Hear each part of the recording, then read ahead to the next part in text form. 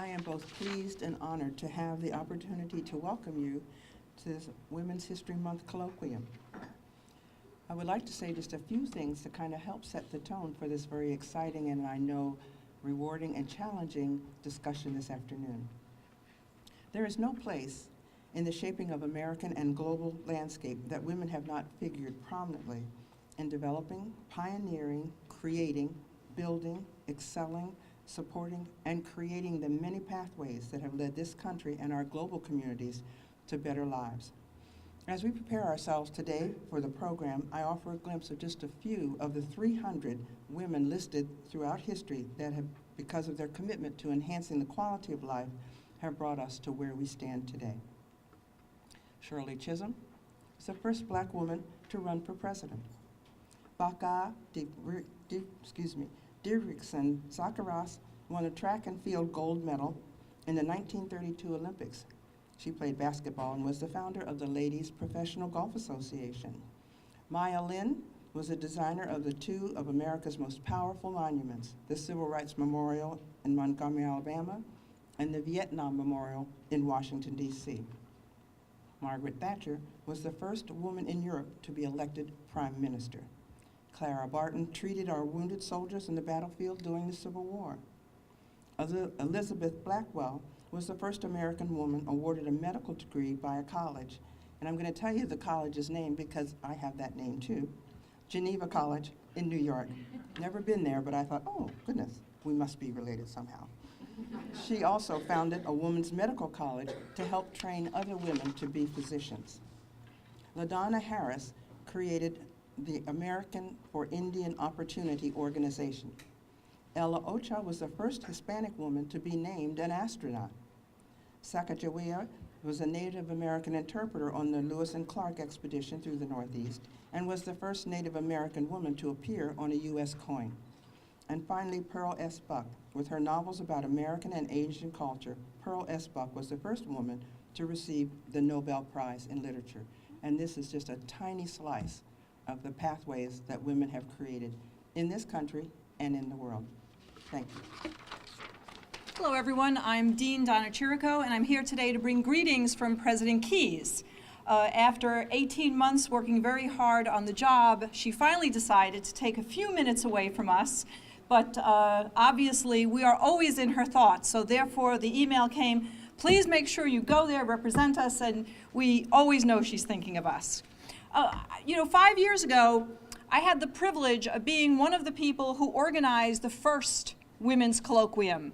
And it was very interesting because at that time we had another trustee speak, Valerie Lancaster Beal, and we had 3 women who had had struggles as young people when they were growing up in other countries. And we had them come and speak about their struggles and how they had come to the United States, how they had gotten through college, and at that time, one of them was an employee and 2 were former students. Well, here we are 5 years later, and one of those women, Phoenix Arias, finished her doctorate at John Jay and is now the Dean of Students at CUNY in the Bronx.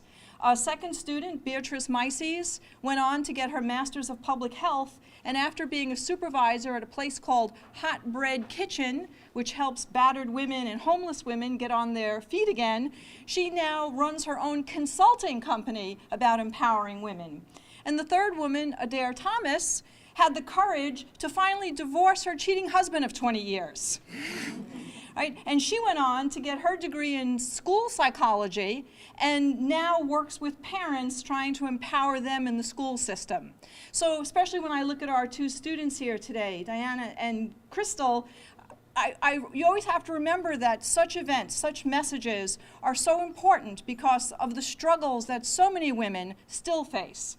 Whether you are women of color, whether you are women of a different faith, whether you have a different language, and that all of us, with help from institutions like the City University and York College and your mentors and fellow students and colleagues here, can get through those struggles and really become something very worthwhile. So I'm so pleased that the colloquium is continuing, and that this year we have the good fortune of having it be revived by Ebonie Jackson. So I really look forward to parts of the panel, and I wish you all a good afternoon today, and hope you come away with part of a message that helps you in your next steps on your journey. Thank you. Thank you, ladies, very much for those words of welcome. My name is Ebonie Jackson. I'm the director of the Women's Center here at York College. And I want to first send a thank you out to all of our panelists, who I'll be introducing momentarily, who have joined us today, but also to all of the faculty, the staff here at York College, and also the many students that I can see. And I even see my 9-year-old son over there in the back, so I'm happy that he's here as well. Don't be embarrassed, honey. I know, too late, I already did that, right? This morning, excuse me.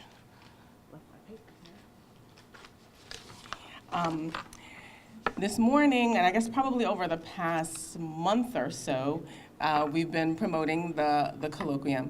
And I was speaking with Dean Sheryl, and I guess we took a year or two off. She was speaking about the first colloquium. So the first one I attended was the STEM colloquium, which was in 2011. Some of you may have been at that one. But we took a year off last year, and now at President Keyes' insistence, we are back.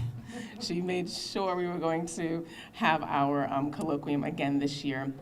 And it was her suggestion in a conversation that we had about the book that we're featuring today, which is Lean In by Sheryl Sandberg. Okay, I see a bunch of you have already gotten copies of the book, and some of you came up to my office earlier to get copies of the book, and we do have a limited number of copies of the book up front if anyone didn't get one, and they're available free of charge.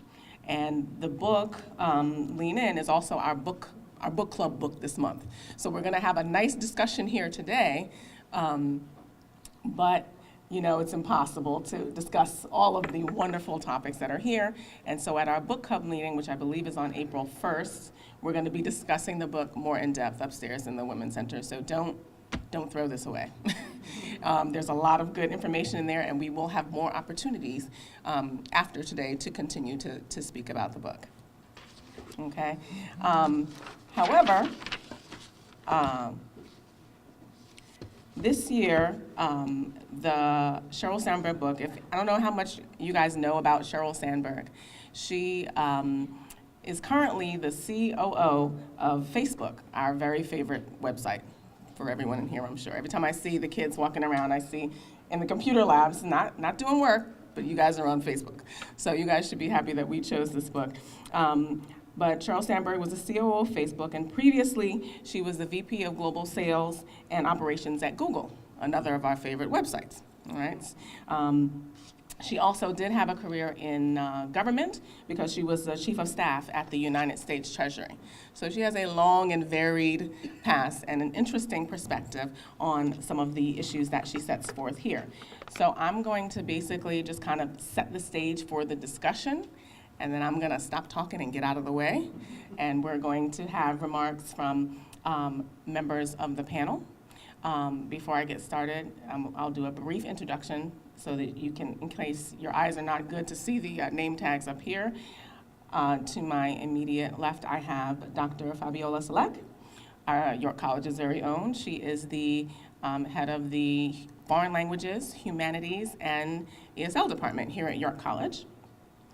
Directly to Dr. Selleck's left, we have our keynote speaker, who is Ms. Frida Foster, and she is a trustee from the CUNY Board of Trustees. It's not every day we have a CUNY trustee here, although we have had one before, from what Dean Sheryl was saying.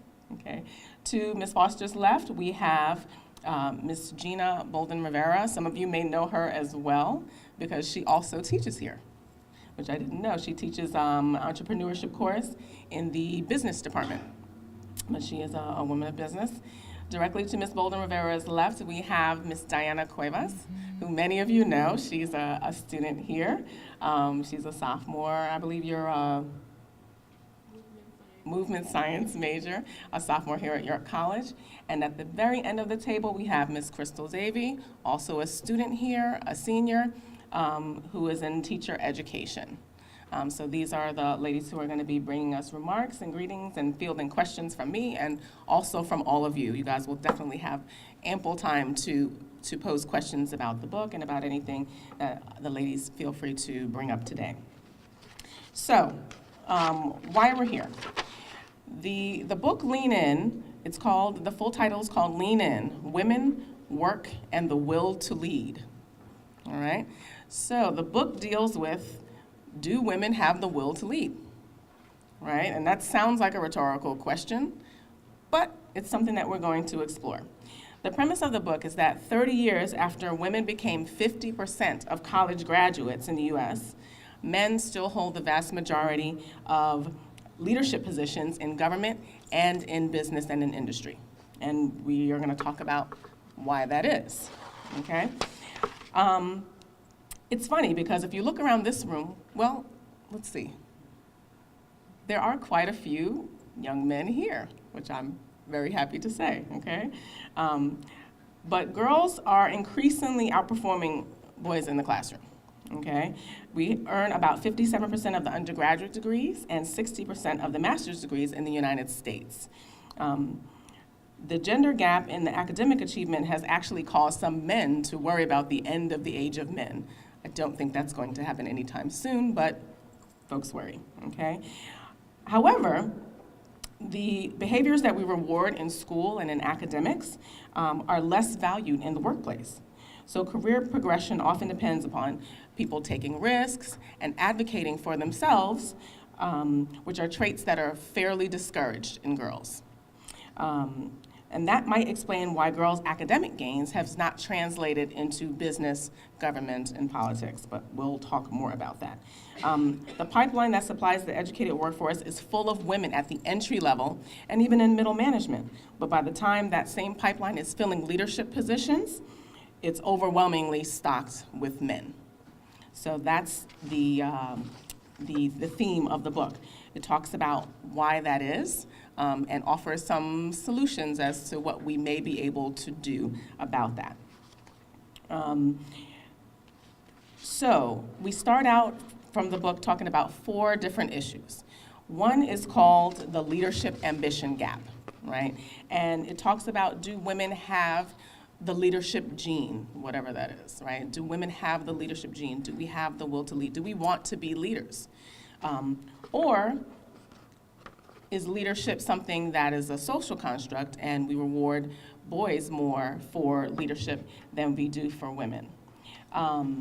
We'll explore this. If you look at the monitors here, what you see actually, before we turn those off, these ads are from a campaign called the Ban Bossy campaign. I don't know if you guys have heard of this. It came out of the leanin.org website, and it just launched a couple of weeks ago on March 12th. And all of the ads that you see are ads that they have put out about it, but there's also a brief video that we're going to show now that talks about the campaign to ban the word bossy for young girls. This is Ban Bossy, take one. No. Pushy, stubborn, pushy, stubborn, bossy, bossy.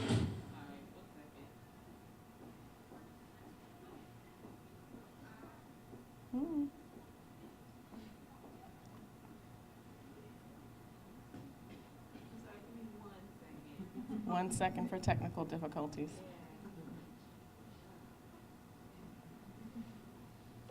Where is he when we need him?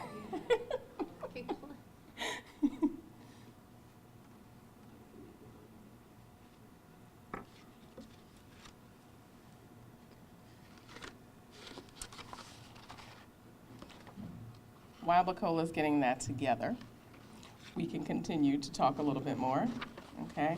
The next issue that the book brings up is the dichotomy between success and likability that many, many, many women face. It's kind of a trade-off.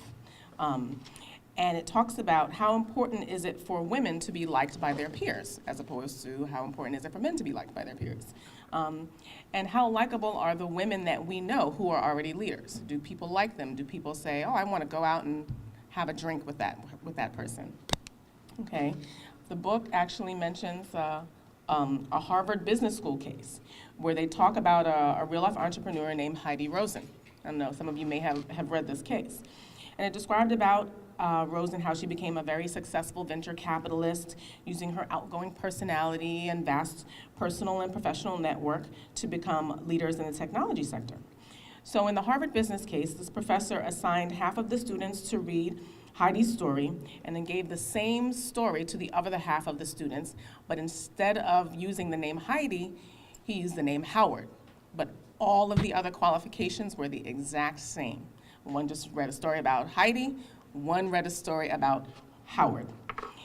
So in the case, it came out that obviously everyone thought that both Heidi and Howard were equally qualified, which they were because they had the same qualifications. However, more people thought that Howard was more appealing, all right? Heidi, on the other hand, was seen as selfish, not the type of person that you would want to hire or the person who you would want working for you. Meanwhile, all of the data in the cases were the same. The only difference, the single difference, was gender. Obviously, Howard was a man, Heidi was a woman.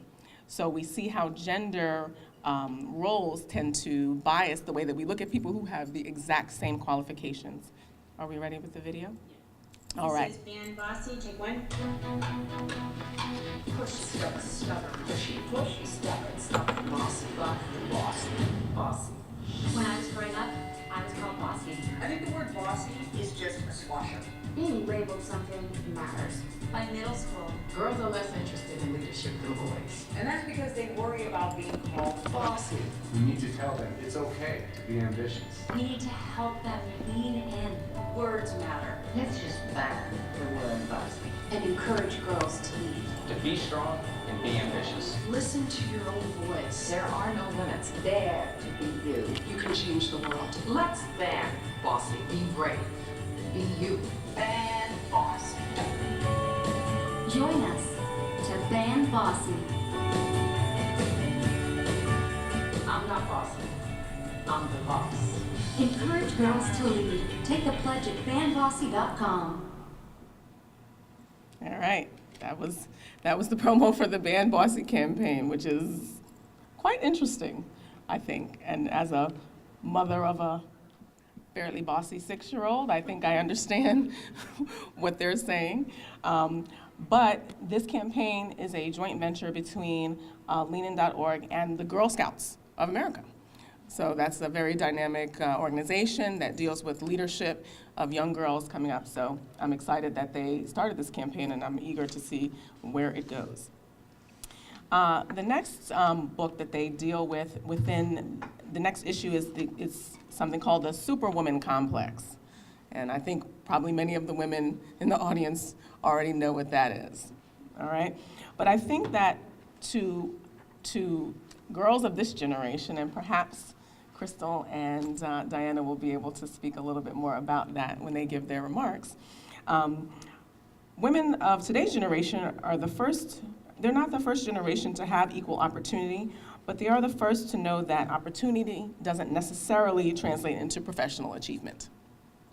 Many of the women of today have watched their mothers try to do it all, and then watch them decide that something had to give. And that something that had to give was usually their career.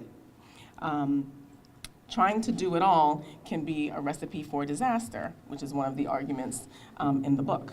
And they were saying that perfection is not the enemy, but Gloria Steinem said it best. You can't do it all. No one can have 2 full-time jobs, have perfect children, and cook meals, and be multi-orgasmic. This is Gloria Steinem.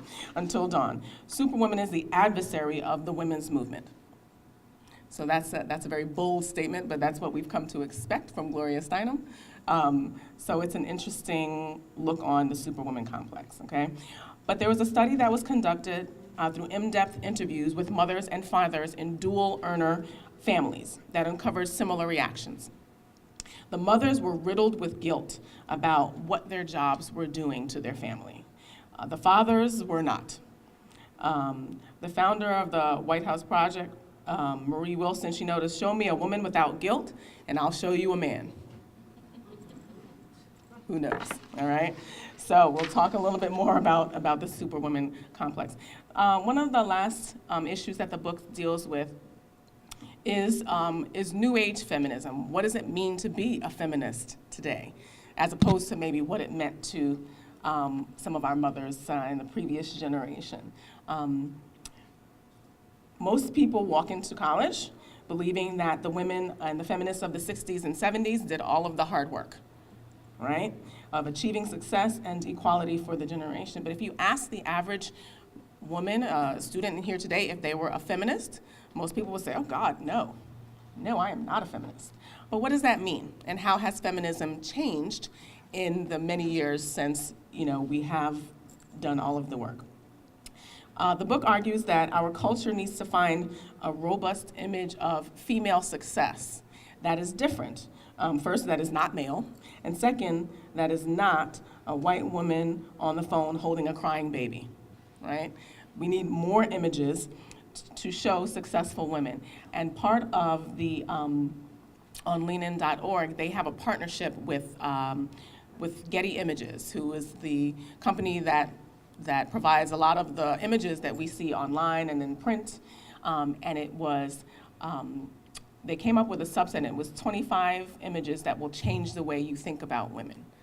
And it was a very interesting collection of photos, and they have several hundred on the website today. I would encourage you guys to go look at them because women and feminists are very different today than they may have been in the past. The last video that I'm going to show before we get started is an interview actually from one of my favorite feminists, Robin Roberts. She and the author of the book, Sheryl Sandberg, did a town hall here in New York City with several dynamic women, and we're going to play an excerpt from what they did.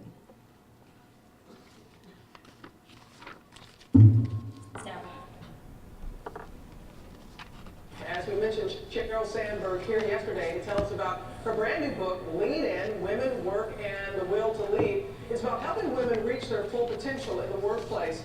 And the Facebook CEO and director of Disney, the parent company of ABC News, and I hosted a town hall here with a group of women. Well, see for yourself.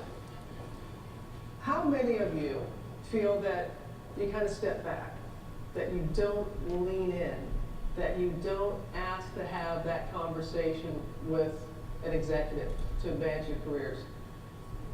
Two hands there. Are you surprised at all, Sheryl, by the response from this dynamic group of women?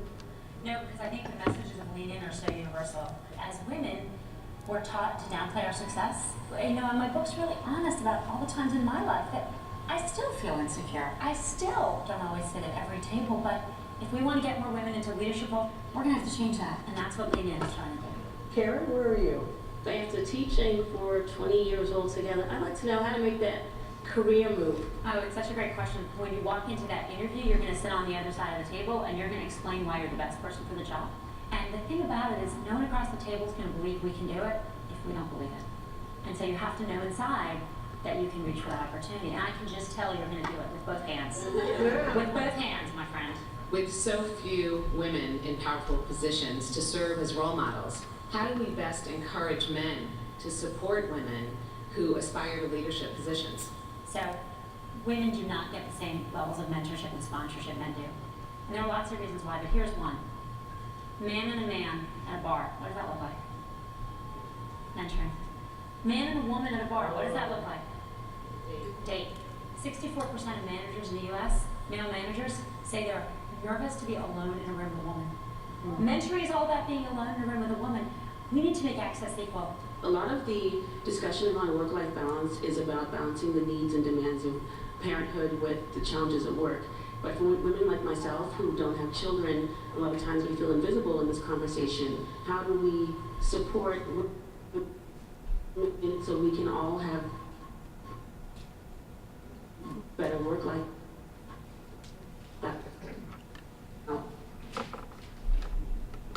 balance because we face the same challenges. That's your good question. When I was in business.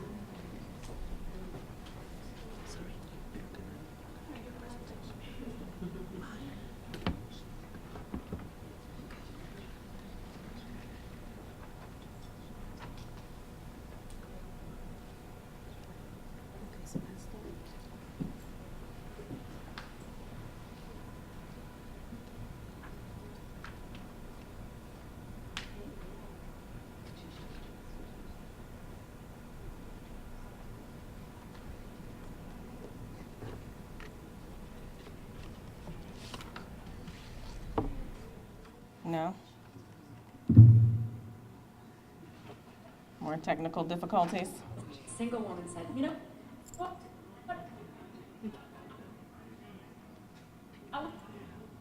The Wi-Fi went out.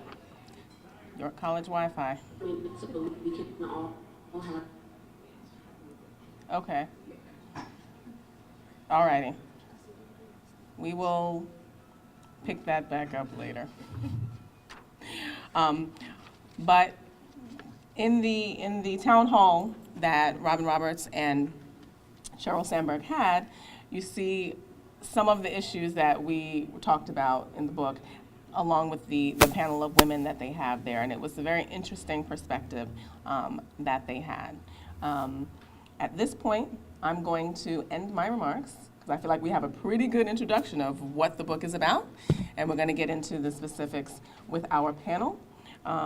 Right now, we're going to start with our first panelist, who also has a presentation to give on the topic, which is Dr. Fabiola Selek, who is from York College and our own chair of the Foreign Languages, Humanities, and ESL department. Please. Okay, I want to thank everybody for being here today to celebrate Women's History Month. And I want to thank the other panelists and the keynote speaker for being here. Okay. It doesn't matter. Okay, thank you. Sandberg's lean-in certainly stirred the conversation about women in the workplace and brought back the conversation about women, family, and work into the spotlight. Corporations are embracing some of the concepts that the book highlights and creating lean-in circles. About 12,000 lean-in circles exist in 50 countries. Lean-in on Campus is launching this fall, and it runs on the Mighty Bell, a Blackboard equivalent for small groups. Anecdotally, my husband works at an investment bank, and HR is instituting a monthly seminar. Some dress circles are embracing groups as diverse as sex workers. This rapid expansion has motivated some of the critique that lean-in bears more in common with a well-funded Silicon Valley startup than a grassroots feminist movement. Facebook's chief operating officer, Sheryl Sandberg, highlights in lean-in the strong disadvantage that women still face in the workplace. And to overcome it, some of the advice she recommends is common sense. Negotiate your salary and a flexible work schedule. Don't lean out to make space for partners or children before it's time. Choose a compatible partner.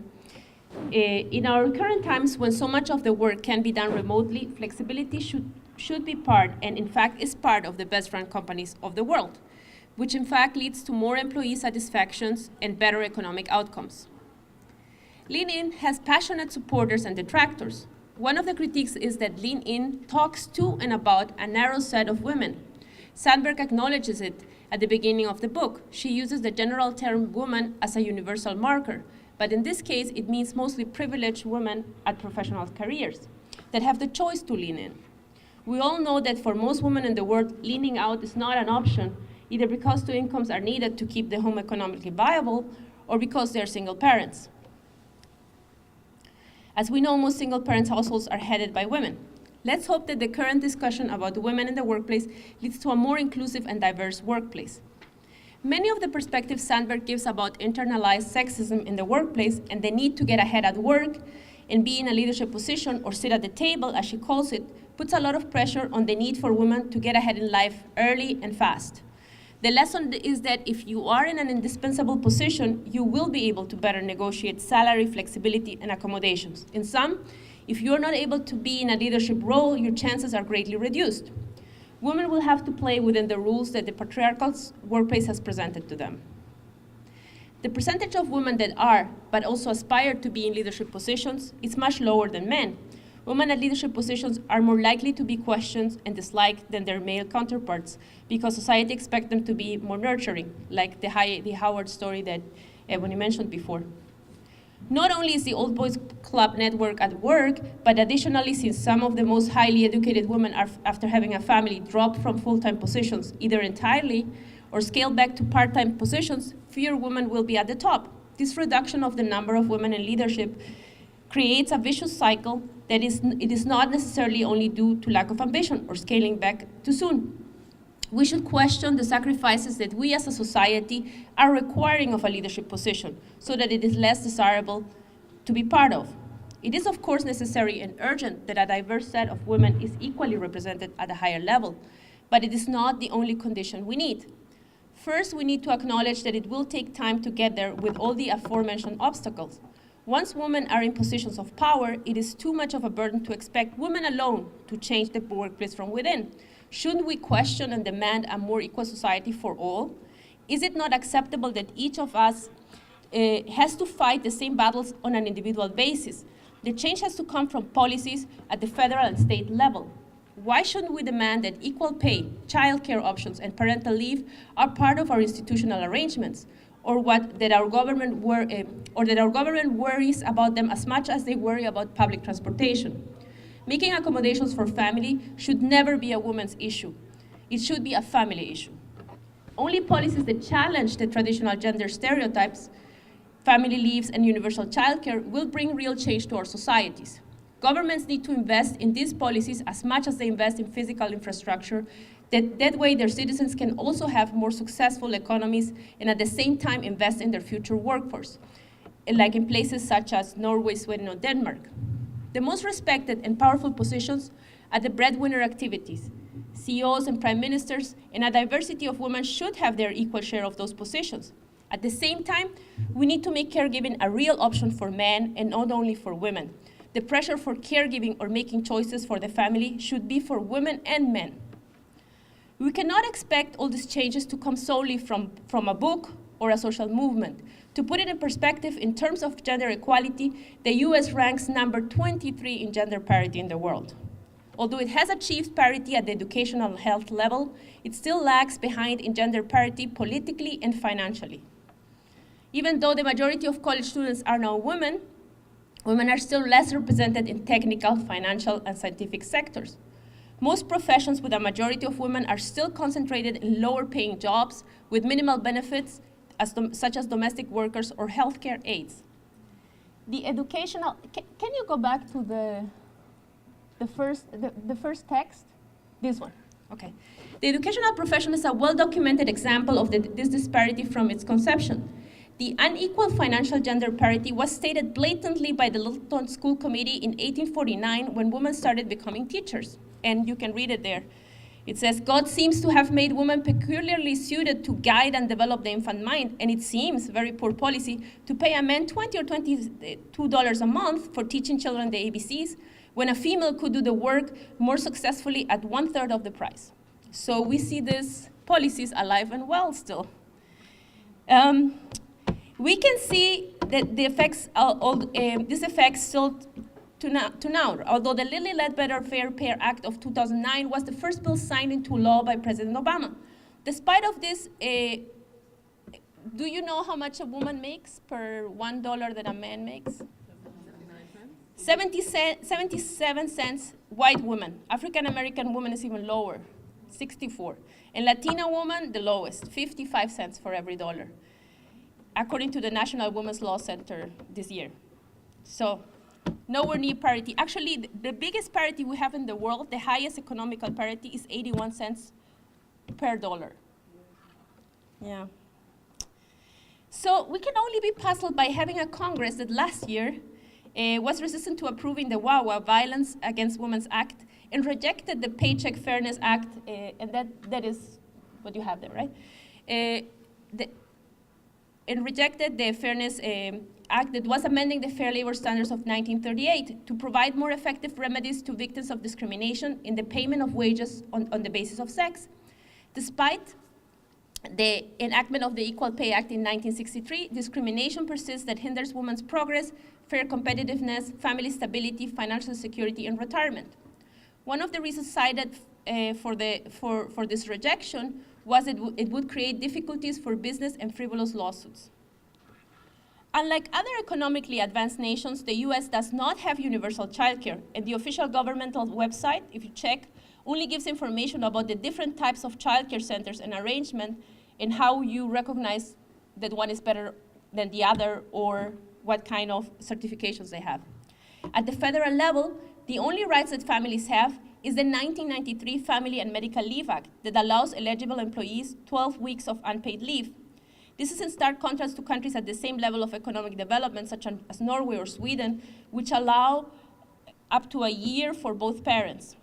As a local note, I would like to add that only 5 years ago, 2009, CUNY, after negotiations with PC, implemented an 8-week paid family leave, which is in effect for the past 5 years. In the US, laws and policies preventing sexual harassment have progressed rapidly in the last decades, and HR departments are now very vigilant of these types of discrimination. The treatment that Anita Hill received in 1991 at the Clarence Thomas hearings by an all-male committee contributed to the public awareness, change in perception, and better reinforcement of existing harassment laws. Regarding this story, we have a new documentary that opened last week, Anita Speaking Truth to Powers, if anybody's interested to see it. In popular terms, the Mad Men followed by the Wolf of Wall Street mentality was substituted for a more safe work environment. Improvement and reconfiguration of the policies highlighted before are urgently needed to level the playing field for all women. Although having more women in leadership positions or lean in, as Sandberg proposes, is needed, that alone will not generate change. If we talk, for example, at a political level, just having women in leadership does not necessarily translate into more benefits for women. For recent US examples, look at Sarah Palin or Michelle Bachmann, who have not advanced women's rights. One of the examples cited in the book is the criticism that CEO Marissa Mayer received for being back at work after 2 weeks, which in her case was a viable option, but it's not one for too many women, and she even built a nursery in her office. Furthermore, she's the role model in her company and sets expectations very high for the rest of the employees. One of the first orders she issued when becoming CEO was that flexibility would be eliminated at Yahoo, and that everybody was expected to show up to work every day. The memo remarked that speed and quality would be lost if the employers worked remotely. This is an example of how relying solely on the experience of women at the top will not necessarily change the outcome for all women. Sheryl Sandberg also cites that she only realized the need for a closer parking spot for pregnant women when getting pregnant. Other blind spots are that most women in a less economically privileged position are not able to afford reliable childcare and thus need to take more time off than Mayer or Sandberg. Another problem that is glossed over in the book is sexual harassment. Though it was not experienced by her, it is still very common, and she even marginally acknowledged that it was a frat ambience in Google and Facebook. Thus, it is not hard to infer that for women at lesser rank, the situation was more complicated. And Kate Luce in Boy Kings, A Journey into the Heart of the Social Network, an insider look at the gender politics of Facebook, acknowledges this. By arguing that women should express their feminism by remaining in the workplace at all costs, Sandberg encourages women to maintain a commitment to the workplace without encouraging the workplace to maintain a commitment to them. The small percentage of women in the highest position in corporations is still very low. I understand that she writes from her own perspective and circumstances. At the same time, one of the strongest criticisms about this came from Bell Hooks, which I'm sure you're familiar with, right? Who classified Sandberg's stance as faux feminism and an inaccurate representation of post-feminist identity. Sandberg speaks of women in universal terms and irons out and omits differences of sexual, queer, national, transnational identities, racial, ethnic, and class differences. Sandberg basically does not take into consideration the revision and critiques made by third-wave feminists such as Audre Lorde, Gloria Anzaldúa, Cherry Moraga, and Bell Hooks herself, that pointed at the overemphasis and universalization of the experience of heterosexual upper-middle-class white women and the marginalization of other experiences. The awareness of differences that made real female solidarity possible to feminism is erased. The sort of feminist manifesto Sandberg claims to have written does not come from a collective social movement, but from an individual experience. It still puts at the center the neoliberal marketplace and an heterosex and patriarchal worldview that women have to adapt to become successful. Angela McRobbie offers an insightful take on this process in her book, The Aftermath of Feminism, Gender, Culture, and Social Change, explaining elements of feminism have been taken into account and have been absolutely incorporated into political and institutional life. Drawing on a vocabulary that includes words like empowerment and choice, these elements are then converted into a much more individualistic discourse, and they are deployed in this new guise, particularly media and popular culture, but also agencies of the state as a kind of substitute for feminism. This is a strategy Sandberg and her supporters have followed. McRobbie contends that feminism is instrumentalized, it is brought forth and claimed by Western governments as a signal to the rest of the world that this is a key part of what freedom now means. To finalize, I would like to address the Bossy campaign. I assume that many of us have been called bossy, and it's a label that is used to classify mostly assertive women or women leaders. Although I think if you look at it from the perspective of third world feminists, you can just reappropriate the meaning, and I think they're worse words than bossy. In fact, third women feminists would prefer to change the connotation of a sexist word, appropriate it rather than censor it from speech. The new campaign Bossy is fun, but those resources and star power could have been used to advance more meaningful issues to change the situation of women in the workplace. 3 come to mind: universal childcare, paid family leave, and equal gender pay. Thank you. Thank you, Dr. Select. That was very insightful. We're going to have time to ask questions, and there was a lot there, after all of the panelists have given their remarks. Right now, we're going to keep it moving, and we're going to bring up our next panelist, who is our keynote speaker for today, is Ms. Frida Foster, who is a trustee on the CUNY Board of Trustees. Please come up, Ms. Foster. Thank you. Well, it is a pleasure to share this day with you and with the fellow panelists. This topic is something that's near and dear to my heart, the advancement of women. In all of my years in the workforce, I've experienced many of the things that Sandberg explores in her book. How many of you have actually read the book? Raise your hands. Oh. No, that's okay. Well, the ones that have read the book, you know that Sandberg covers many issues that are relevant to this new generation of leaders and executives. She talks about the leadership ambition gap and how your career is more like a jungle gym rather than the proverbial ladder. She explores feminism and shares her personal experiences and views on sexism and her success in spite of it. But after reading Sandberg's book, I couldn't help but wonder, what exactly does lean in mean for women of color? Well, luckily, a few women have been raising the same doggone question. Daria Burke, founder and CEO of Black MBA Women, wrote an article for the Huffington Post entitled, "What Lean In Means for Women of Color." A blogger named Shanika writes on an online blog called Race Gender Discrimination that the lean-in phenomenon is not relevant to all cultures. Sandberg also touches on the added complexity that race lends to the challenge of taking our seat at that table.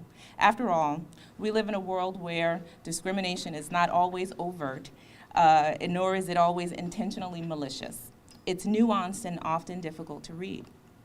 As such, there remain real, albeit subtle, challenges for women of color, specifically, 1, subconsciously opting out, 2, developing an authentic voice, and 3, gaining access to informal networks and visibility to executive management. Many of Sandberg's opinions and much of the success of Lean In seems to be pushback against the entire opt-out movement that mostly white professional women started about a decade ago. In that movement, well-educated, successful women voluntarily left the workforce for various reasons, often involving juggling life, family, and their jobs. This debate, however, was irrelevant to most working class women, most women of color then, and it remains largely so now, irrelevant. Black women and many women of color have always worked and have rarely had the collective luxury of discussing other options. But we learn to lean in or opt out in other ways. We aren't strangers to being the minority. Myself, for example, I grew up in Harlem. I was bused to a white elementary school. Then I went to a low-performing high school, even though I was not a low-performing student. Then I went to another white college, and then off to Wisconsin for a whole different experience. So I'm used to being slightly outside of the mainstream. When I entered college, I felt pretty insecure about just about everything. Growing up in Harlem, where everyone was familiar, gave me a sense of comfort I had come to expect in life in general. Even though I was bused to elementary school outside of my neighborhood, I knew that I'd come home to the comfort of family, right? Well, college was a different story. College at Hofstra University in Long Island in the 1990s was a very different story. It was then that I learned, as many of us do, the root of the discomfort. I just didn't feel like I belonged there. So I sought to change that reality for myself. Hofstra University was where I began leaning in. Didn't know they had a name for it, but that's what I was doing. I joined student groups geared to Black culture because, well, you know, the other groups, let's just say, I wasn't comfortable. Dance groups, poetry groups, theater, all of that stuff interested me. But I wanted to do other things. I wanted to meet new people, and I wanted to be more into the college experience because that's what my big sister was telling me to do. She's like, you have to get out of your comfort zone. So I listened to my big sister. So I kept trying. I had my eye on the RA position. I don't know how many of you are familiar with the RA position, but on sleep-in campuses, you know, it's a resident assistant, and you get to be the boss. And you get to be bossy, too. But you get to be the boss, you know, pretty much of the residential hall, helping students with, you know, things on campus and things of that nature. And in return, you get free room and board as well. So I kept trying to get that position, and I finally broke the code. So I was more than excited about being an RA because that led me to a whole bunch of different experiences that, you know, my dance groups and poetry groups just didn't have. So when Sandberg advises, she says, take your seat at the table, and if necessary, fake it until you make it. Well, that's what I did. Because after I got that job, I had no idea what the heck I was doing. I had the imposter syndrome really bad. I thought somebody was going to find me out quick and soon and kick me out of that job. But they didn't. They didn't. I figured out what I was doing. I kept my head down, did the job by the book until I could add my own swagger to it. So that was quite a turning experience for me, because if I remember correctly, I was the only Black RA, of course, on my team. But after I got over the intimidation, which was mostly in my head, I will admit, I had a really, really good time. I also realized that I enjoyed having a modicum of control. So being an RA simply revealed that I could lead just as well as anyone. And I believe that that's the work of leaning in. It's trying until you reach a goal, your goal, and then setting a different goal, right?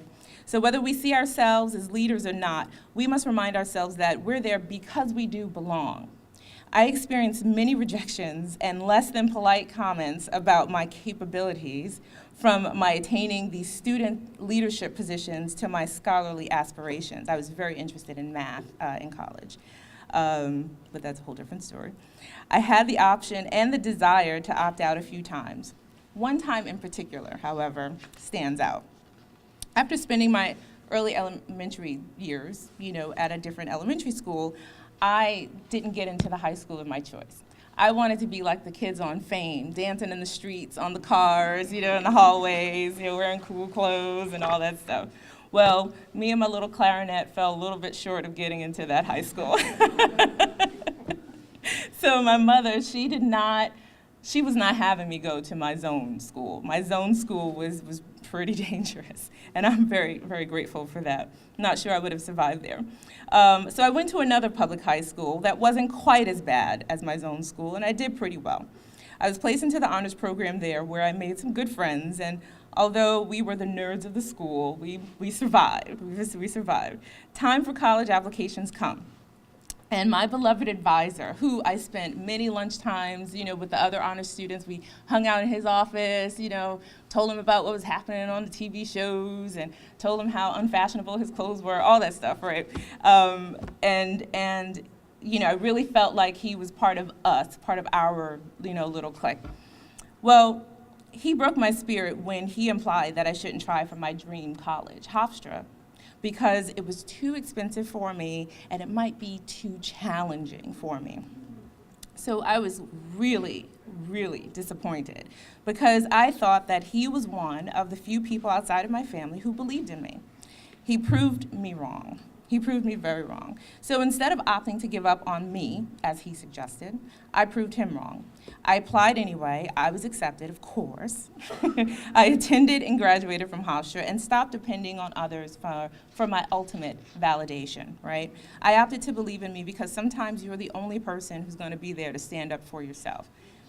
So in college, I learned that I had strong thoughts about how things should be done, and that if I'm unhappy with a job done below par, that I need to step up and try to get it done well, or shut up. That's my version of leaning in. Put up or shut up, right? So I learned that I was a great time manager. At one point, I belonged to 5 different organizations and was leading 2. Another thing I learned is that stress makes me violently ill to this very day. So this knowledge, however, served me well as I moved through life. One of my first steps out of college was BMCC. I landed a great job with the COAT program when it was a brand new program a little while ago. But BMCC had a great summer program as well that consisted of the Black Male Initiative, Black Women's Initiative, Community Service Initiative, all of these great new programs that I wanted to be a part of. So I played some leadership roles in them because I asked. I was just interested in it. I wasn't trying to break anything. I just wanted to do it. So I did it. So it was there that I learned that I loved helping people and developing special programs for students and solving problems. But when I burned myself out at BMCC, which was inevitable, I accepted a scholarship to the University of Wisconsin at Whitewater. A whole different challenge. This homegirl went to Wisconsin, Whitewater, Wisconsin. I took my skills, however, as an RA to a higher level. I landed a job there as a hall director, and I continued to have quite a good time. Working with students just never seemed like work to me. So I continued to explore, ultimately taking on the advisor role for 7 student organizations, most of which were for students of color. And yeah, I got sick, but I survived. I'll admit that I didn't do all this because I wanted to be Superwoman. After all, I was a student too, and I was working on my thesis. And I did it because being on that campus, there was a clear lack of diversity. And it was an obvious need for mentorship for these students, for the groups that I ended up taking under my wing. And in the end, I was able to incorporate their thoughts into my thesis, which was about none other than life on a predominantly white campus for minority students. Later, I was told that my thesis was used for the new residential life staff during their training, so leaning in and keeping track of it, right? So when I returned from Wisconsin, I had many opportunities to engage in my community, in my career, in my life. And I won't bore you with the details, but I've worked in government as an advisor, event planner, speechwriter, program developer, press person, you name it. And that was only one job. I've worked in education, I've worked in politics, I've worked in corporate, I came back to government, and in the middle of those things, I find things in the community that I am interested in or that there's a need there that needs to be filled. And if I have enough time, I do it. I pick the thing that I can do and tell them, this is what I can do for you. That's a secret, because if you just say, I want to help, oh, Lord, help you. You will be asked for help, and you will probably be in the hospital if you're anything like me. So basically, I just assess the job, I look around to see what else there is to do, and I make a list of my interests, and I engage. I've had the opportunity to sit at the table, so that hasn't really been a struggle for me. But what is the struggle, what is sometimes a struggle, but mostly is a struggle, is getting others to sit with me. On that race gender discrimination blog by Shanika, remember that one? She argues that the lean-in phenomenon is not relevant to all cultures. Well, that's very clear. She continues with Sandberg's theory that success and likability are inversely correlated for women. The more likable a woman, the less successful. She also says that women who ultimately succeed seek and speak their truth and are authentic. But Shanika and I do not find this to be the case for women of color. She states, and I quote, "First, Black women are notorious for seeking and speaking their truth in the workplace and being willing to be upfront, also known as at the table, so much so that we are routinely deemed unprofessional, angry, hard to get along with, you name it. Whether in elite workforces like corporate America or higher education, politics, or the workforce in general, we're criticized for the very behavior that Sandberg advocates for. We can't even wear our natural hair without being called unprofessional at best, revolutionary at worst." But I won't bore you with those stories. Simply said, different women lean in different ways. As women of color, we often feel the need to prove our intellect and capability, thus putting disproportionate focus on performance and forgetting that image and exposure are equally important. Sherry Hubert, the Associate Dean of Admissions at Georgetown University, adds, "Because of the invisibility factor, sponsorship is even more important for women of color. This is why creating relationships at work is so important.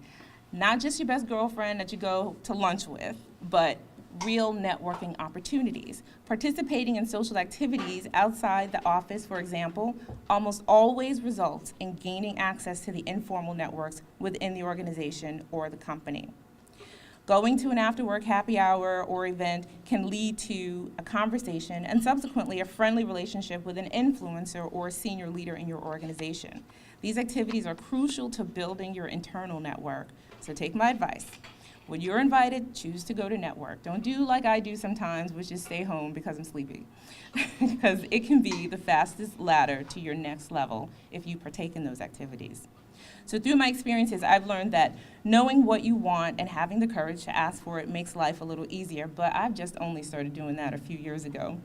When I was at your age or when I was in school, I just identified things that I was interested in doing and sought to try them out.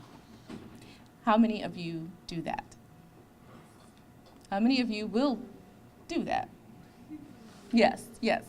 Well, I think that it is a good idea to give it a try because for me, it served as the beginning of this jungle gym business that Sandberg talks about. It served me well, and I think it can serve you very well too. Being a student, being in school offers you opportunities that you're not going to have forever. And so I think that you should take advantage of all of them. You know, if something is of interest to you, don't be afraid to volunteer to do something if you have the time. I know you guys are challenged, but if you have the time, if you have an hour or whatever, do it. You know, it could really change your life. So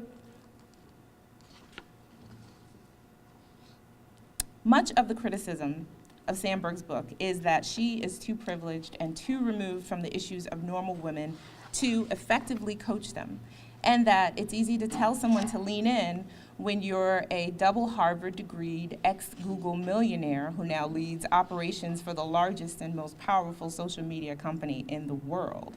And to some extent, I get it. Yet what these critics fail to get is that Sandberg didn't write this book for every woman. Like it or not, she wrote it for the women who already have the skills and the resumes and the network to lean on as they're leaning in. So where does that leave us? It leaves us where historically we've always been, sitting here trying to tailor all of this information to our experiences. Diverse professionals have long believed that they have to work twice as hard as their counterparts to attain the same amount of success. For years, we have excelled at lean-in principles like dreaming big and sitting at tables where we aren't welcome, only to see our efforts go unrewarded. 50 years ago, the feminist movement created giants in the likes of Betty Friedman, Gloria Steinem, Angela Davis, and Bell Hooks. But in that remarkable show of womanhood and strength, even then there was a deep rift between the two visions, producing different movements. Mainstream white feminist theory has never comprehensively accounted for the economic, racial, and gender exigencies of other female experiences, nor in many cases even tried to. Probably because it was too much of a fight to take on sexism and class oppression and racism. So here we are again, faced with many of the same ponderings on what it is to be a woman in a man's world without consideration given to every woman. But that is quite okay with me, because the way that I see it, we are the ones in the best position to speak for ourselves. We can sit at the table and we can get to work. As I move through my career, I've developed the same mantra of women who came before me. You must work twice as hard to attain the same amount of success. Sometimes it's twice as hard to seem half as good, depends on where you're coming from. Black professional women make up only 1% of U.S. corporate officers, despite the fact that 75% of corporate executives believe that having minorities in senior level positions improve innovation and better serves everyone. This may explain why Black and Latina women are leaving to start their own businesses at 3 to 5 times the rate of all businesses, according to the Center for Women's Business Research. So I disagree with Sandberg's notion that there's an ambition gap. Study after study shows that women are better leaders, managers, dedicated and loyal workers who create more productive environments within company cultures. I believe that the problem may be that the work performed by women is taken for granted or goes unnoticed, and we get frustrated and either leave before we leave or leave to create our own. But for those of us who stay, the problems I've described continue to plague our professional climb. Whether in the jungle gym or straight up the ladder, we're stalled. Whether it's invisibility, being an outsider, not having allies, or just plain missing or being removed from opportunities, the challenges are there for us to tackle. Sandberg's book has an important place in our culture. It serves as a reminder for us women who have been in the professional trenches for a while that things still aren't all good. It serves as a guideline or motivation for those of you who are about to enter the workplace, telling you where the red flags may lurk. Unlike some, I commend Sandberg for limiting her prescription for this age-old dilemma.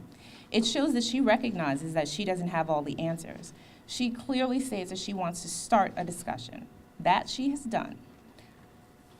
In this room, there may very well be future businesswomen, politicians, nurses, writers, lawyers, doctors, teachers, mothers, aunts, grandmothers, cooks, chefs, bus drivers, crossing guards, those who lead companies and those who lead families, or both. In the end, we all have our work cut out for us in standing up for ourselves and creating our own success at whatever we choose to do. The point of Lean In is to put ourselves out there, to take the first step and then the second, to gain the knowledge, the respect, and the ability to lead wherever we want to and need to be. To safeguard our right to make choices and, yes, to create a better future, to be mothers, whether we have children or not, for the next generation. My own mother put me and my sister on a bus in the 70s to an all-white school, way out of her and our comfort zone. She took the risk, an uncomfortable one, so her children would have access to a much better education than what was being offered in our neighborhood. My mom leaned in and leaned us in her own way for something that she felt was important for our future, and we took the baton and ran with it. So yes, lean in. Take the opportunity to lean in to listen, lean in to observe, and lean in to learn. Then step up. Step up to organize, step up to plan, and to take the lead. Then lean back and assess. Lean back and record the lessons you've learned from the specific prescription you've created for your particular situation, and then share it with others. The advancement of women requires our active participation. After all, we've been running the world for quite some time now. I think it's time that we just sit at the table. Thank you. Full of Bolden, Rivera and Associates. She's held a multitude of positions in the banking and business world. And she is also an adjunct lecturer here at York College. She teaches in the business department a class on entrepreneurship, which happens on Tuesday nights. So with that, ooh, there it is. That's where I need to be. With that said, I'm going to hand the podium over to Ms. Gina Bolden Rivera for her remarks. Thank you. Thank you. Good afternoon.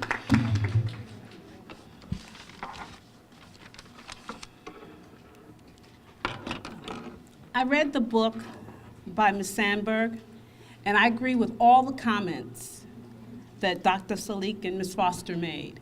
I understand that there are great disparities and that she does not really reflect women of color.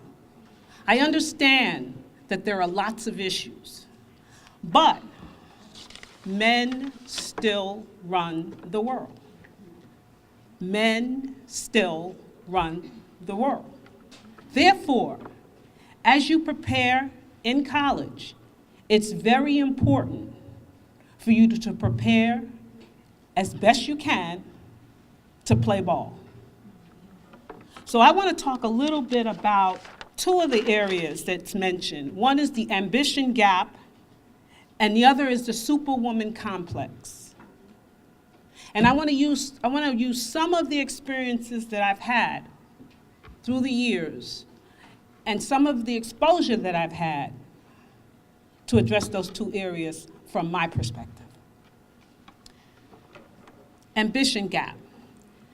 Well, we are a product of our environment, our role models, and the things we are exposed to. When I think about what I was exposed to as a very young child, I was blessed to be exposed to 4 generations above me. 4 generations of very different women. My great-grandmother lived to 101. And my great-grandmother taught me that I didn't have to humbug with anybody. From a little girl. When I was 6 years old, my great-grandmother went in a store. And the salesperson wasn't nice to her. And so my great-grandmother didn't say a word. We got to the cash register, and my great-grandmother said to the cashier, "Call that salesperson over there." They brought the salesperson over, and she said, "You bought it. You buy it. You didn't treat me well, so you buy it." That was my great-grandmother. My grandmother taught me that you work hard, and you will get rewards. Be consistent. Learn to be quiet at times, and you will pass on through. And then my mother taught me how to fight for what I wanted. My mother would call the president of any company and write a letter if they did anything to her. And so I grew up with those kinds of experiences instilled in me. I grew up with confidence, which I'm not suggesting that we all have, but that's very important that we teach our daughters if we're going to lean in. It's very important that confidence becomes part of what we expose our children to. And we build that confidence by allowing them to lead in the household, the same way we allow our sons to. It's very important. When Ms. Sandberg uses these statistics about 21 of 500 CEOs are women, 21 of 500. 3% of the board seats are held by women of color. That's not acceptable. And so the second thing you have to do besides be confident is get mad. Get angry. Become passionate. You're spending time and energy learning the rules, and so you got to bring that passion to what you want to do. And the third thing I want to talk about is study the rules of the game. I had the fortune to be invited or have the company that I work for pay to send me to a senior lenders affiliation. And so I had been prepared. I had worked around men all of my career. I understood some of how they thought. You never really understand it fully. You just get to glimpse at it. I'd worked for a small institution, right? And so one of the things you might look at is whether you want to be a big fish in a small pond or a little fish in a big sea. And so you make those kinds of choices as you go through it. But I had the opportunity to go to this affiliation with these other senior lenders. And when I got there, I got the agenda of the people that were going to be there and the program, and there were 69 senior lenders there. I was the only woman, and I was the only African American. Adjacent to our room was 102 CEOs, not one African American and not one woman. So I was at this event for 4 days with all white males. And that was an experience that taught me that men rule the world. And I started looking at them and studying what they thought and how they thought. Because in order for me to excel, I needed to understand how these guys thought. Because ultimately, in the short run, they were going to be the ones that control my destiny, or attempt to.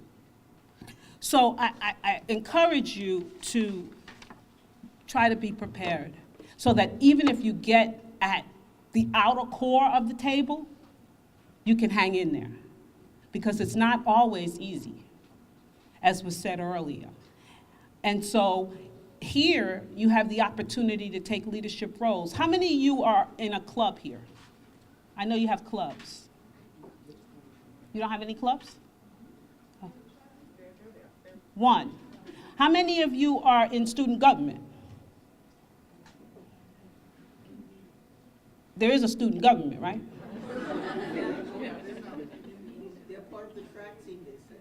Okay, they're part of the track team. Okay, that's good. But here again, some of the decisions get made a little bit, right, by student government? So you might want to practice a little bit of your leadership skills and your negotiating skills, right, by being a part of a body that makes decisions, right? Just a little bit. Not to say that you shouldn't do your interests, because our passions are what always propel us. But along with your passion, you have to learn some skills. And part of those skills is negotiation. I remember when I was in high school, I didn't want to learn how to play basketball. I really never liked athletics. So I watched and I looked and I said, those ladies with those little uniforms on, what do they do? And they said, well, they're the leaders. I said, and what do the leaders do? They teach, they assist the teacher in preparing the students. So I said, they don't actually play ball? And they said, no, they help teach it. I said, I want to be one of those people. And I became a leader. And I taught people how to play basketball, having never played ball in my life. The other thing is, I want to just encourage you to do is to think about the burnout, the superwoman syndrome.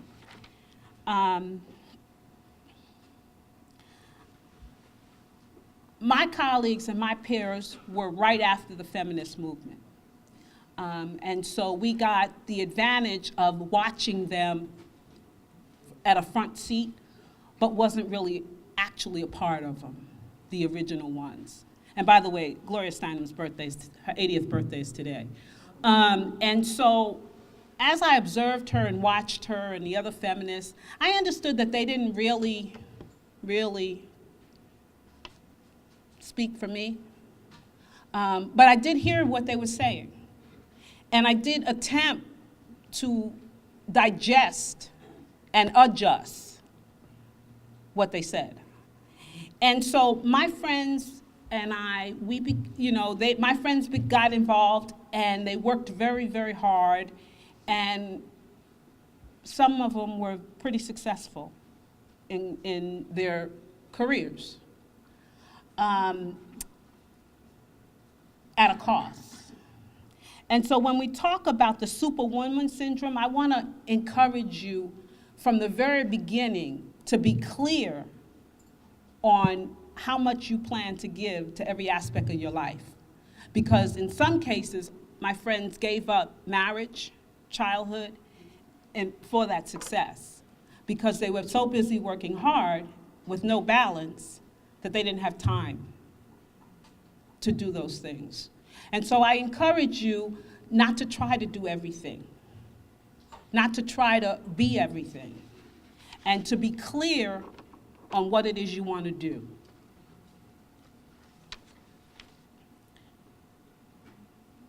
As you graduate from college, I encourage you to decide what it is you're passionate about,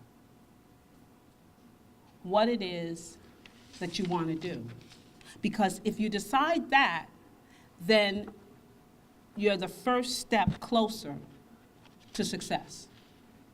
Now, I'm not trying to suggest that it's going to be an easy road, but I suggest that you study those who are successful, because what happens is you have to find a role model. You have to have somebody to follow, or at least to begin your career following. Because if you weren't exposed to it in your personal neighborhood, then there has to be a model for you outside of the neighborhood. And so you have to begin to look at that and say, this is what Ms. Sandberg did. I may not ever do exactly what she did, but these are the kinds of characteristics that she developed that I can do also. I can do also. The first way we change the ambition gap is to change our own perspective on what we can do also. And so it's very important, as we analyze the book, look at the book, and dissect the book, to decide what it is that you can do also. What it is that is your passion. Which table you want to sit at. Because we don't all want to sit at the same table, right? We all have different passions. So that corporate table without diversity might not be the table you want to sit at. However, some of the skills that you need to sit at that table, you also need to sit at whatever table you're going to work in. So don't throw out the baby with the water, okay? And don't get burnt out by trying to be superhero. Plan, prepare, build confidence, develop skills around public speaking and presentation and negotiation. Work on those things. You may not be one of the 14 at one of the 500 corporations, but if you do those things, you'll be successful. Thank you for those remarks. We'll get into a lot of those later as well. So now we get to the part where we hear from some fellow students here at York College. We've heard from 3 very dynamic women who are at various levels of their careers. I wanted to have Diana and Crystal on the panel because they're students here, but soon, very soon, they will be professional women, right? Absolutely.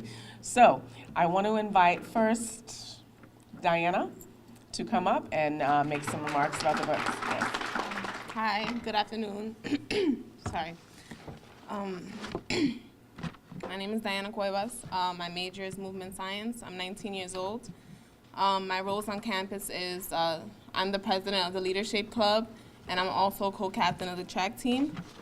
And I want to start off by saying a quote from the book. We hold ourselves back in ways both big and small, by lacking self-confidence, by not raising our hands, and by pulling back when we should be leaning in.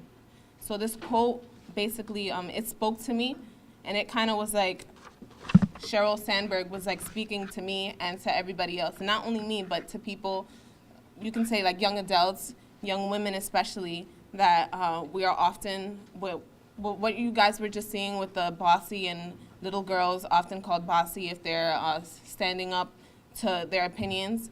It's basically, she's basically saying that we're lacking confidence because of commentaries by other students, commentaries by other students that can discourage the opportunity to participate and for other students to speak their minds. And by a show of hands, can I see if anybody, especially at high school or middle school or elementary school, went through an experience where you were kind of discouraged and you kind of laid back because other people were going to perceive you as something else, or you didn't want anybody to hear your opinion? Not as many as I thought, but quite a So it's plain and simply, the book targets that we need more women in power. And by doing so, one must encourage involvement and discussion amongst young girls, women at an early age, because that's basically you're laying out the foundation for young women and girls that it's okay to speak, it's okay to raise your hand, it's okay to, I guess, be bossy, but in a sense where you're just projecting your own opinions.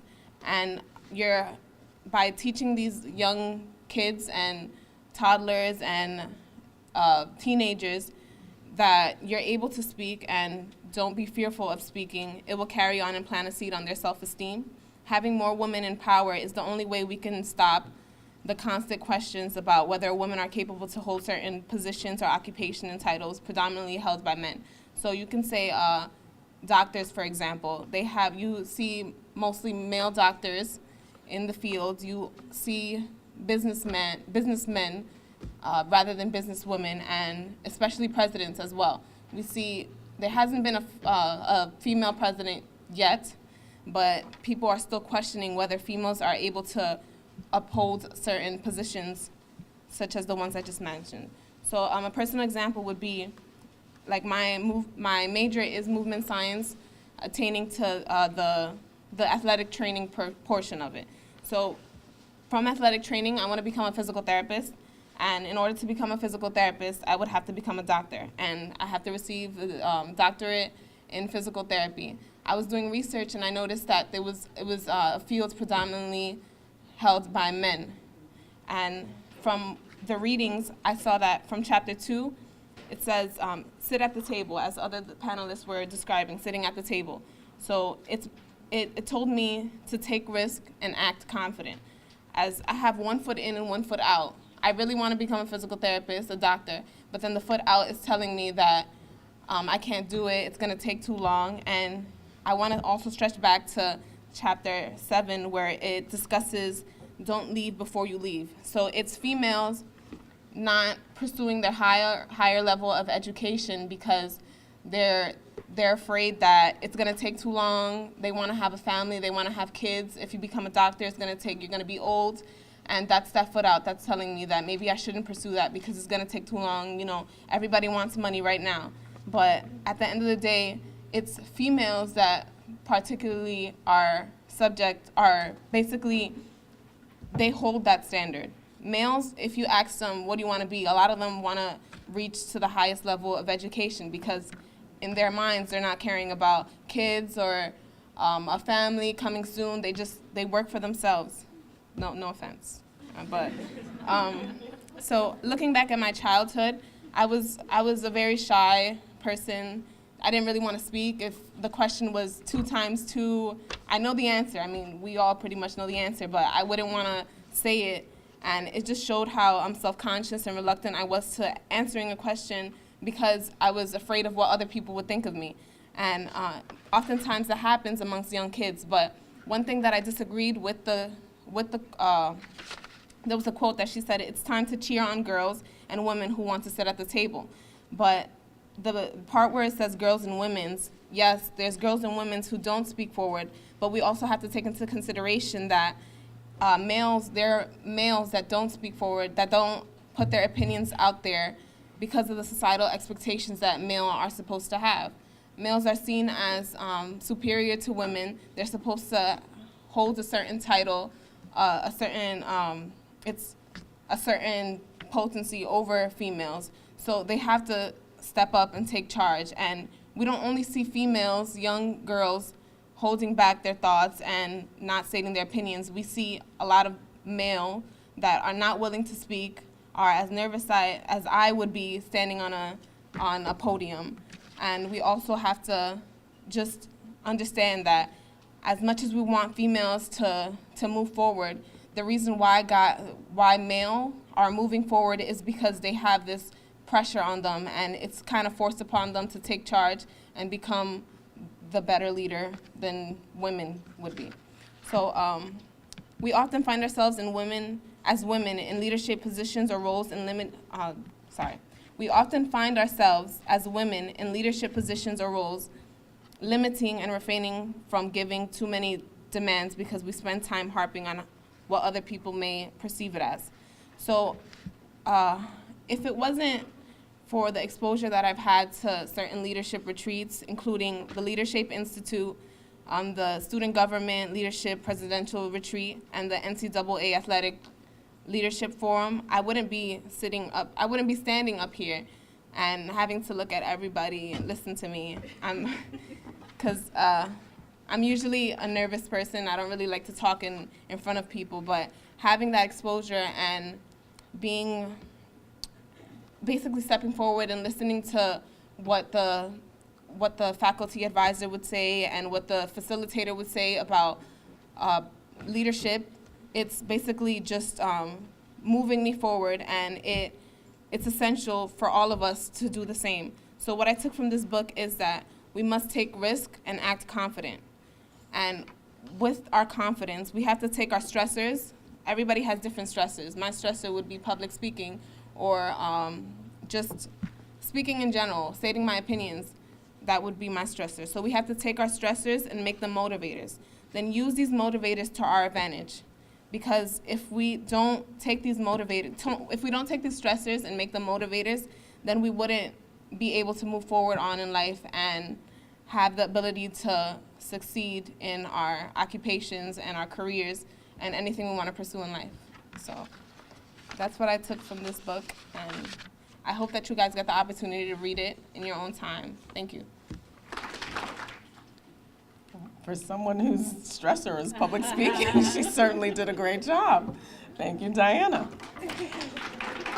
All right, Crystal Davy is our last panelist. We're going to invite her up to give her remarks, and then after Crystal's done, we're going to open it up for some questions and answers and remarks from you guys, the audience, to anyone from the panel, and comments. Crystal Davy. Good afternoon, everyone. So, as Ebonie stated, my name is Crystal Davy. I'm currently a senior here at York College, and my major is sociology and childhood education, and I am the president of the Women's Club. Overall, I feel that Sheryl Sandberg's book, Lean In, was inspiring and empowering. Her message of telling women to express their voice in society, in school, and in the workplace is helping us all to bring about a discussion and encourage women to be bold, pursue their goals, and aim to be at the top of their careers. The topic in her book that stood out the most to me as a student that I could kind of relate to was the leadership ambition gap.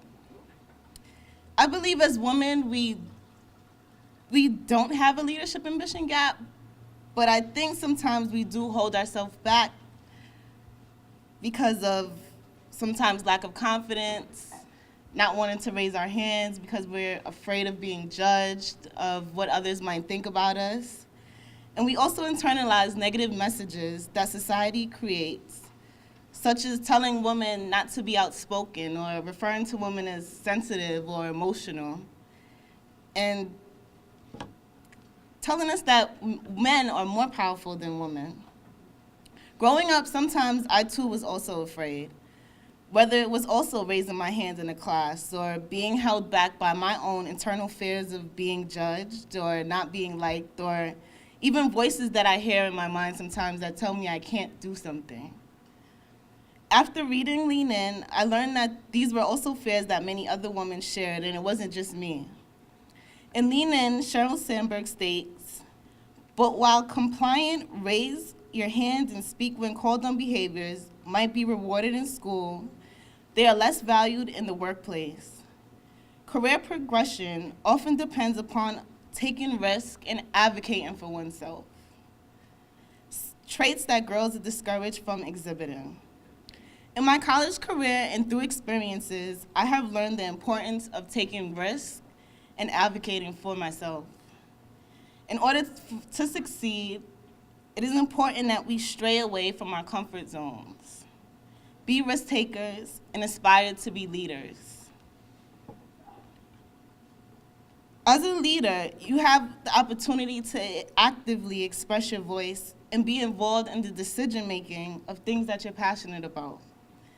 In addition to being the president of the Women's Club, I'm currently the president of Kappa Delta Pi, an international honor society in the field of education, the vice president for York College's Future Teachers Club, a team leader at Jumpstart, and I'll be running for student government senator in the fall of 2014. On York's campus, I currently hold various leadership positions, and going forward in my career, I will continue to pursue all my goals vigorously, as Sheryl Sandberg stated in her book, that we should all do. This is no longer the era where we have to just choose one career path. We can choose multiple careers and do multiple things. Even though I'm currently aspiring to be an elementary school teacher, I also want to work within education policy and government. And I also aspire to be a program director of a nonprofit organization that has the mission of preparing children in low-income communities to be college ready. So as Sheryl Sandberg stated, I think it's very important for all of us to be ambitious, to pursue leadership, and as she stated, I'll continue to lean in myself. And I think it's important that we all be courageous and lean in. And that's all I have for today. All right, I want to thank all of the panelists. You guys were fabulous, and I love the variety of perspectives that we had heard today. At this point, I want to open it up so that we can speak to the panelists. We've heard their remarks. There were a lot of really great points that were brought up today, as well as things from the book. So I wanted to see if we have any questions from the audience. I have questions, but I would like to give an opportunity for anyone who's here to ask a question of a panelist or the entire panel as well. The gentleman asked a very poignant question about equality and putting men and women, especially as we develop our leadership skills, side by side.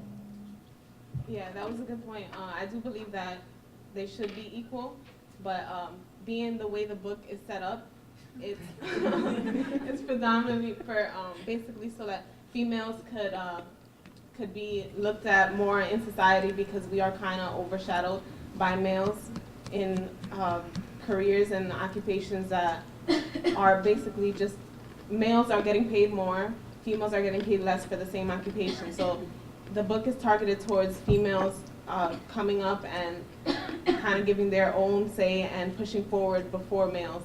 So it's kind of, in a sense, it should be equal, but the way it's looking right now, it's not set up that way. Yeah. Did I answer your question? Okay, cool. And I do want to point out that in the book, she does say that the imposter syndrome and a lot of the things that hold women back, men suffer from as well. So this is not an either-or situation. But as Dr. Select pointed out, and Ms. Foster pointed out, there is a clear inequality that currently exists in terms of pay, in terms of leadership roles. And so I think that was the impetus for this. But we are all for equality.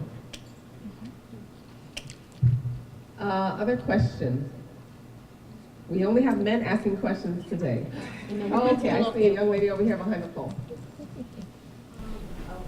I'm Tiffany. I'm a social work major, and this is my senior year. And for me, like one of the panelists mentioned, I'm also quiet and more introverted. And right now I'm interning in a prison. So my thing is I'm going into corrections and I'm dealing with a crowd of people that lean towards more extroverted and more outgoing. And they connect with that population more. How would that affect me being quiet and not stepping into that leadership role? Okay. Just to rephrase, I don't know who wants to take that question, but to rephrase for those of you who might not have heard, our questioner is a sociology major and is doing an internship in a correctional facility where probably more outgoing people do tend to do a little bit better. And as a quieter person, she wants to know, I guess, some advice in terms of how she can step up to the plate. I just wanted to comment on that. With a retreat that I went to over the fall, the NCAA Athletic Leadership Forum, they did mention, because we took this assessment where we see who's dominant, who's passive, who's assertive. So I was kind of leaning toward the passive side, and I learned that there's this notion that leaders are dominant. Leaders are just dominant. And that notion should be debunked because we're all different people. We all get respect and obedience from like different characters. There's people that don't feed off of dominant people. There's people that prefer a more assertive or passive person to lead. So I would suggest for you to just be your own leader and be who you are, and it would just follow through that way. Don't just try to be dominant or outgoing, or basically just what other people are. I think you should just be your own leader and be who you are.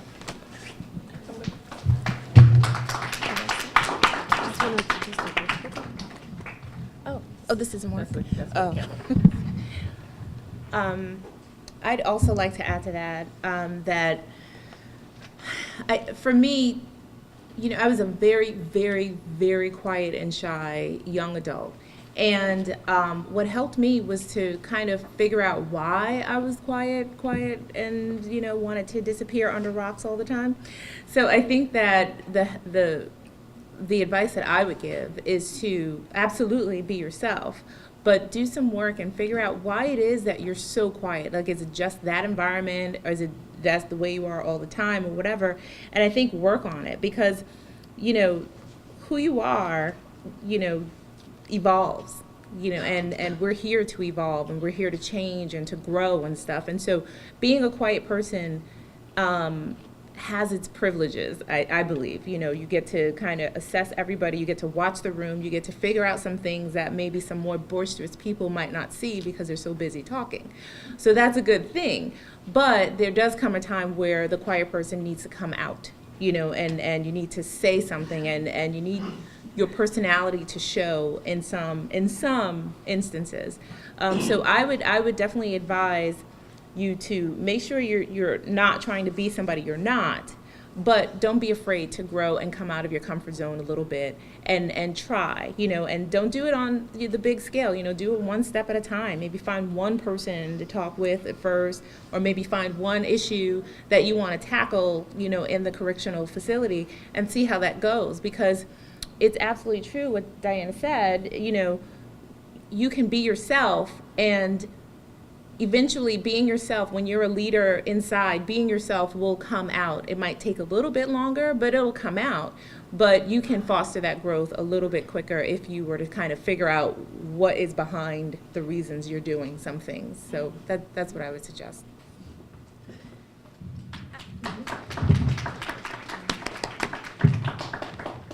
I would just recommend a book to you. It's called Quiet, The Power of Introverts by Kane. And basically it talks about how the world is divided between introverts and extroverts, and how the world values extroverts more. And it shouldn't be that way, right? Because everybody has a different set of skills. So being loud doesn't mean that you're right? It's just no. So usually usually quieter people, when they say something, it's usually very meaningful. People that talk a lot, they just talk and talk, You know, so basically, but it's a very interesting book, and you know, my husband is the one that was reading it because we are the opposite. He's the introvert, I'm the extrovert in the family, and you know, and he says, you know, for example, when I'm in a place, I go to a party. For me, it's work. You know, I get there, I need to talk to people, I need to socialize. For me, it's work. After 2-3 hours, I'm exhausted. In your case, it's like, great, you go there and you socialize and you talk and you're full of energy, and I'm like, I want to leave. So, I mean, you have to recognize that, you know, it's different people are different ways, and, you know, be true to yourself, but I think this book would be an interesting read for you. Thank you. I believe there was another question over here. Yes. Yes, sir. Hi, my name is Wes Jackson. I'm a teacher student development. We talk a little bit about personality types, as you guys are saying, but my question is sort of two parts for the panel. Is I also run my own business, and there seems to be this wage gap that is prevalent. I guess it's a question for the book, having not read it all, but does the book discuss about how many talented women are just being lost at these businesses because of this sort of arbitrary prejudice? So I just, if we speak on that from the book and your thoughts. And the second question was, I think when some men talk, men are asking questions, is what can sort of somebody like a father like myself who has a young daughter doesn't want her to earn 51 cents on the dollar, as well as a business owner who wants to encourage young women to join my company and help earn me money or earn everybody some money. But so what is the thought on what is the purpose of the book on that? This is the first question. What does the book think about the losses that the economy is suffering because of this prejudice? And two, what also does the book say, or what do you guys think can, you know, a man who's not sort of interested in sort of just giving out handouts, but really gets the point as much as you guys are, a man who believes in the feminist ideologies, what can we do? That was a great question. Who would like to take that one? It was about what are we losing as women who might not lean in or who might choose to exit the workforce, in terms of what are we losing from an economic and a political perspective. And then really it's a question about how can men be equal partners in the desire for women, daughters, to lean in.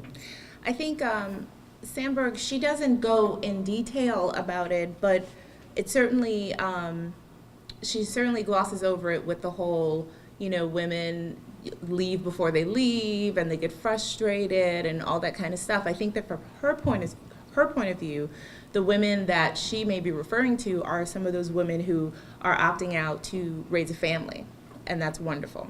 However, as I mentioned in my speech, it was a Black Enterprise article that I read that said, Black and Latina women are, not only do we get frustrated, but we leave and then we start our own businesses. Not everybody, but that seems to be our opting out mechanism in some way, shape, or form. And so I wouldn't say that men who are looking to be an ally to this issue, I wouldn't say that it's a handout, because as was mentioned, we are the majority of the population women are the majority population in colleges. And we come out well prepared, and we are, studies show that we're dedicated and most prepared workers and managers, and we offer quite a bit. I think that the work that a male can do, being an ally to this, is the same thing that someone would do if, a white person might do if they're, in the presence of some of their friends making, racist jokes or whatever. It's just standing up, being the person that's like, what, that's wrong. I don't believe that. Or if you are in a position to hire, qualified young women, do it over, or be be aware that your natural bias might be to go with the, you know, dapper young man, because you have that relationship with them, right? You have that relationship, you remember what it was like to be a young man in the world, whatever, because women have that too. It's like when I meet young women students, I'm automatically reminded, oh my God, when I was that age, I remember this and that and this and that, and that's natural, but I think it's growing out of our comfort zones, right? It's saying, yeah, you know, this young man would be very, very good for this position, but I also know that there's this other position that he can do because I want to be involved in this particular issue. I want to raise up, you know, and give courage and encouragement to young women to do, you know, things that I'm interested in doing, or to bring, you know, if she's interested in the business that you're doing more than he is, then recognizing that. So I think that there are a lot of different ways, but I think that's only one of them, and I'll pass it on. One of the things she talks about in the book also is some of the subtle things that happen with women versus men. And she highlights how in a meeting, the speaker said that they would take maybe one more question. And how the one question, the men put their hands down after, the men continued to speak after that one person asked the question, and all of the women put their hands down. I think that kind of subtle behavior is what it's important to help your daughter overcome, because it's often not something directly seen or told, but we illustrate that throughout. I mean, there are all kinds of illustrations where little girls are taught to follow the rules. And yet, a lot of times, even in the household, there's a double standard, and the little boys can break the rules and act out. Because he's just a boy. Right, because he's a boy. So I think just being aware of those kinds of disparity and is important when working with your daughter. As well as your employees, because you know the same thing happens with the male employees versus the females. I know that in the book, one of the things they mentioned is where there was a meeting and a woman raised her hand and she gave an idea, and then maybe 20 minutes later, a man raised his hand and said the same thing, and they were like, "Great idea, John." It's like, but she just said that. And they were saying that in situations like that where you witness, in terms of men as being equal partners, you can say, you know, that is a great idea. Carol just said it about 20 minutes ago. And recognize the fact that, you know, that this woman had a great idea. It was echoed, which is fine, but recognize that fact. Dr. Select? Yes. Going back to what you were saying about the low pay, you know, one of the reasons is being that, you know, women are overrepresented in the least likely to pay well profession, let's say, like for example, teaching, you know, like whenever there are budget cuts, the first thing, you know, people want to attack is always education, as you know, and they're also like, you know, working as health aides in the household. So it's really those lower paid professions that are keeping, you know, the wages down, but also because we're not valuing them, right? We're saying, oh, you know, childcare, that's, you know, the lowest paid, or, you know, the teaching is also not a profession that pays that well.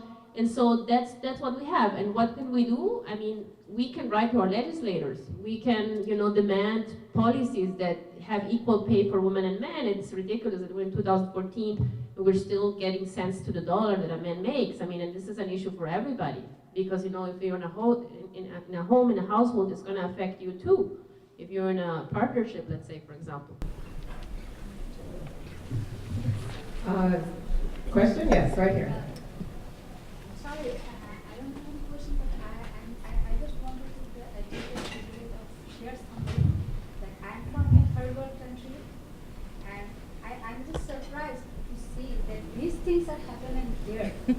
I was thinking that that thing only happens in Asian and South Asian country and in third world countries, that discrimination and everything.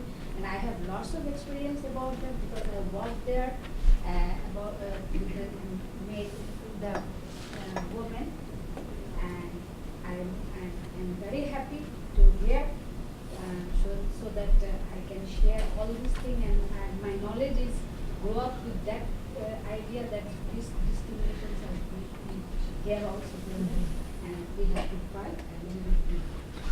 Thank you. That was a great comment. Yes, I think Dr. Selak, in your presentation, you talked about how here, in one of the most developed countries in Western civilization, we're 23rd. 23rd In gender 23rd, parity. in gender parity. So this is definitely not, just an issue for women in third world countries. We women here in the United States are going through it as well. Alex. My name is Alexina. I have a question for everybody on the panelists. I don't agree with the campaign of banning the word bossy, so I wanted to know, how does everybody else feel about that? Great question. Shall we go down the line? Sure. Well, I said it in my presentation. I don't agree with it because I think, banning words is not the way to go. And if you want to ban words, there are worse words that you want to ban. But basically, I think it's a matter of reappropriating the meaning, right? It's what meaning you give. I'm sure most of us have been called bossy when we were younger. I couldn't care less. I was like, great, I am. So what? That's why. So basically, the whole point is, like, I think if you're gonna spend so much money and so many resources in something, you should do it and spend it in something that's more meaningful, like equal pay or universal child care. There are so many things that we need to do that are more relevant, I think, than just banning a word. I agree. And I was surprised that bossy was the word that she decided to ban. So.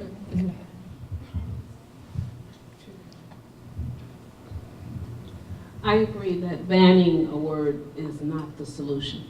And so, and I agree that a lot of resources are going behind it. And all I can hope from that campaign is that it heightens the disparity between the two. Because by having a lot of people bringing to the forefront that women are considered bossy in exactly the same roles that men are considered leaders, I hope out of that campaign it opens a few eyes. Like the rest of the panelists said, I don't agree with them banning the word because, okay, you ban the word, but it's not really going to prevent anybody from calling you it anyways, and there's other words that they can use that I'm not going to say right now. It's another B word, but it's that these two words are perceived for females that are just dominant, basically. So I feel like if you ban the word, there's still other words that they can call you, and it's still not going to change the person that people perceive you as. So there's no point of banning that word, especially investing money, like the other panelists said, in something that seems so minuscule. I agree with the panelists as well that a lot of resources are going into that campaign, and there are broader issues that money can go into focusing, but I think the message behind banning the word bossy is the connotation that the word bossy has. Once again, it has a negative connotation, and it makes women that are in leadership positions or just aspiring to do certain things kind of hold themselves back because they're being called something negative, bossy. So I think it's about the message behind the campaign, which is what we all discussed today. Very insightful. We have time for one last question before we end today. Yes, over here. What about women working together in the workplace? I'm currently in a work environment where women try to hold each other down, and it's hard to get them past that mindset. When they see someone that's trying to take the initiative and be in a leadership position, they try to tear them down. And how can I get them to move past that? That's a great question. Our question was about women working together in this initiative to better things for all of us. How can we kind of eliminate that crab in a barrel mentality? First, we need to have more spaces because, well, that's one of the issues actually that the book addresses, right? It's the queen bee syndrome, right? The so-called queen bee syndrome. So basically, you just want one, since there's only space for one woman at the top, or the token woman at the top, then all the other women are like, this, she's taking my space, right? So I'll better get rid of her. So like you created a lot of competition because of this limited space that is available, because you basically don't see this other woman is your competition because she's gonna take up your space. So what we need to do is make sure that there are more spaces and women are better represented. And then it's no longer gonna be that case, right? Because of course, like if you're just looking at the other person as your competition, you're not gonna make life easier for this person, right? Because she's there to take your spot. So that's one of the issues, basically, making more space. So you have to come past that hurdle to have more space for women at the top.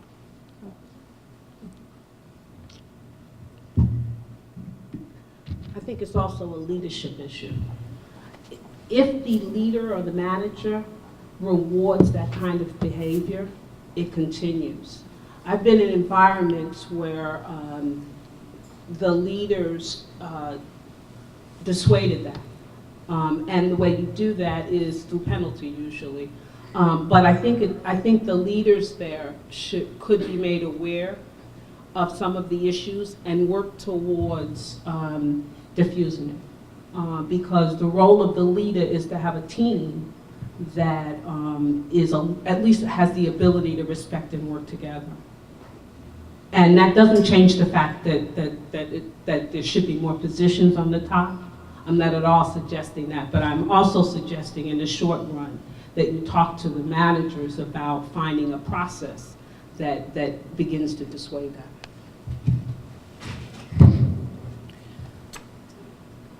I don't know. I agree with what both the panelists just said, but I get the sense that you're in a particular situation where you're just trying to live, kind of thing, right? You're just trying to do your job without getting all the extra. Is that right? So that's a hard position to be in, especially if you don't, if you don't have the resources to create more jobs, at the top, or you might not necessarily want to go to the manager and say, these ladies are bothering me, kind of thing. I've been in that situation, which is why I'm sensing that that's what you're in. And what worked for me, I have no idea if this will work for you. I'll just put that disclaimer. But what worked for me was just trying to figure out where it was I wanted to be. Right? What's my goal here in this job, and what do I want to learn?